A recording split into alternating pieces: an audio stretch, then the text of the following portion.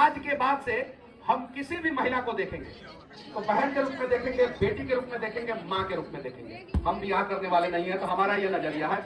और जो करने वाला है वो जिससे उसकी शादी हुई है उसको बीवी के रूप में भी देख सकता है, ये कोई गुनाह नहीं। तो रोटी बांट के खाता है वो कभी भूखा नहीं सोता।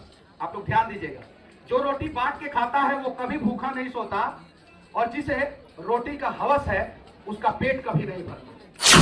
व्यक्ति गलत नहीं है, उसमें से 75% लोग निर्दोष हैं, 75%। लेकिन उसमें से 10-15 इतने गंदे होते थे, इतने गंदे कि पूरा रास्ता भर महिलाओं को गाली देते जाते थे, बहनों को गाली देते जाते थे, पूरा रास्ता भर बेटियों को गाली देते जाते थे। जबकि उसको रोकना चाहिए। अगर मैं रोकूं तो फिर से कल कंट्रोवर्सी होगा और लोग कहेंगे कि मनीष कश्यप को जेल डाल दिया जाए। महिलाओं से भी मैं कहना चाहता हूं, आप अपनी संस्कृति और सभ्यता का ख्याल रखते हुए इंस्टाग्राम पे रील बनाएं या इंस्टाग्राम का सीईओ बन जाए, आपको रिस्पेक्ट मिलेगा। लेकिन जहां आप अपनी संस्कृति और सभ्यता का ख्याल नहीं रखिएगा वहां रिस्पेक्ट नहीं मिलेगा। बहुत सारी महिलाएं भी है जो झूठे केस में पुरुषों को फंसाती है। आप लोग जानती है कि नहीं जानती है? आप भैया बोल रही है तो दीदी है, आप दीदी है। मेरी तो लाखों बहनें हैं, करोड़ों बहनें हैं। बताइए, जिसके ऊपर 18 केस है उसका ससुर कौन बनेगा?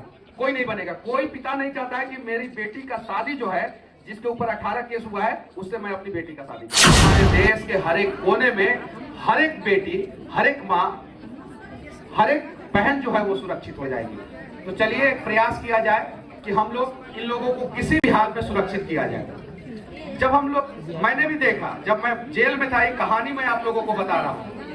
बहुत बुरा अनुभव था मेरा, महिलाओं को कैसे अपमानित किया जाता है। जब जेल की गाड़ी में 55, 60, 65, 70 लोगों को भर के लाया जाता था और हाजत में प्रोड्यूस किया जाता था, और हाजत जो कोर्ट रूम कहा जाता है वहां से फिर जेल लेके जाया जाता था, तो उसमें से 10-15 लोग इतने गंदे होते थे। सभी लोग नहीं, जेल में बंद हर एक व्यक्ति गलत नहीं है, उसमें से 75% लोग निर्दोष हैं, 75%। लेकिन उसमें से 10-15 इतने गंदे होते थे, इतने गंदे कि पूरा रास्ता भर महिलाओं को गाली देते जाते थे, बहनों को गाली देते जाते थे, पूरा रास्ता भर बेटियों को गाली देते जाते थे। एक बार मनु महाराज जी ने गाड़ी को रुकवा के जो है उन लोगों का बढ़िया से व्यवस्था किया था, थाना में लगा के बढ़िया से व्यवस्था किया था। अब जरा सोचिए कि जिसको मतलब कि कोर्ट ने जेल के अंदर डाला है, वो जेल के अंदर है, उसके बावजूद जो है उसको नहीं पता है कि महिलाओं को कैसे सम्मानित किया जाए, कैसे सम्मान दिया जाए। वो तो जेल की बात हो गई, जो मैंने देखा मुझे बहुत बुरा लगा। जबकि उसको रोकना चाहिए। अगर मैं रोकूं तो फिर से कल कंट्रोवर्सी होगा और लोग कहेंगे कि मनीष कश्यप को जेल डाल दिया जाए। अगर आपको रियलाइज करना है तो कोर्ट से जो गाड़ी निकलता है गांधी मैदान तक आता है, आप लोग साइड में खड़े हो जाइएगा, देखिएगा कितने गंदे गंदे गाली देते हैं कुछ लोग। वो अलग चीज है। दिल्ली की बात हुई, उत्तर प्रदेश की बात हुई, बिहार की बात हुई, पूरे देश की बात हुई। हम लोग कहां खड़े हैं?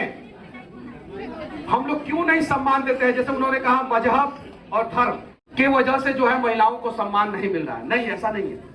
हमारे धर्म में महिलाओं को देवी की संज्ञा दी गई है, दी गई है कि नहीं है? तो हमारे बीच में जो महिलाएं हैं वो देवी के रूप में है। तो देवी की पूजा होनी चाहिए या देवी के ऊपर जो है उल्टा सीधा कमेंट होना चाहिए? फेसबुक पे भी जाके हम लोग बहुत गंदा गंदा लिख देते हैं, फेसबुक पे भी जाके, इंस्टाग्राम पे भी जाके, बहुत सारे जगहों पे।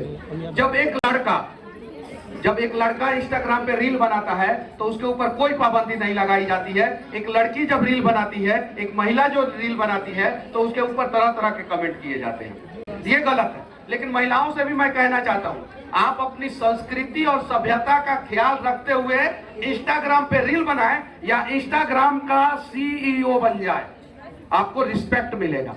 लेकिन जहां आप अपनी संस्कृति और सभ्यता का ख्याल नहीं रखिएगा वहां रिस्पेक्ट नहीं मिलेगा। मैं बहुत कड़वा बोलता हूं, इस मन से बोल रहा हूं। कुछ लोग बोलता है कि कपड़ा पहनने की आजादी है, हम छोटा पहने या बड़ा पहने, तुम कमेंट करने वाले कौन होते हो? नहीं, गलत।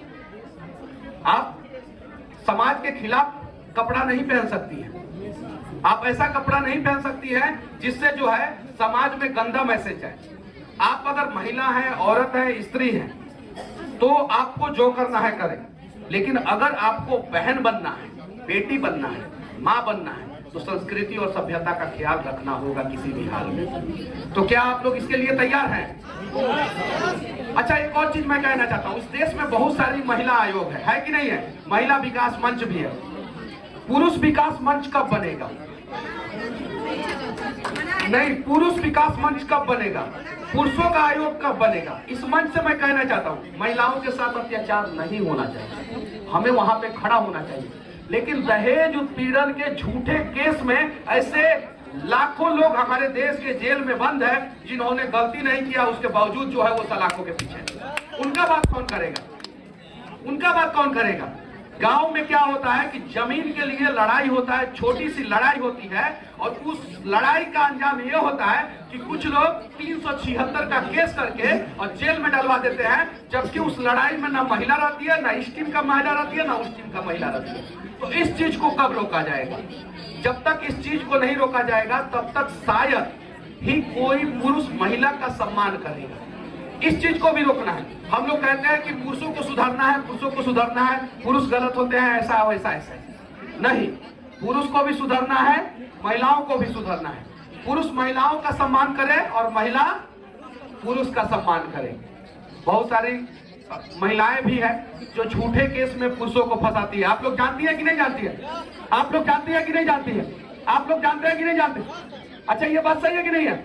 लेकिन बहुत सारे पुरुष भी हैं जो महिलाओं के ऊपर बेवजह अत्याचार करते हैं। जब बात सिर्फ और सिर्फ एक तरफ का होगा तो इंसाफ नहीं मिलेगा।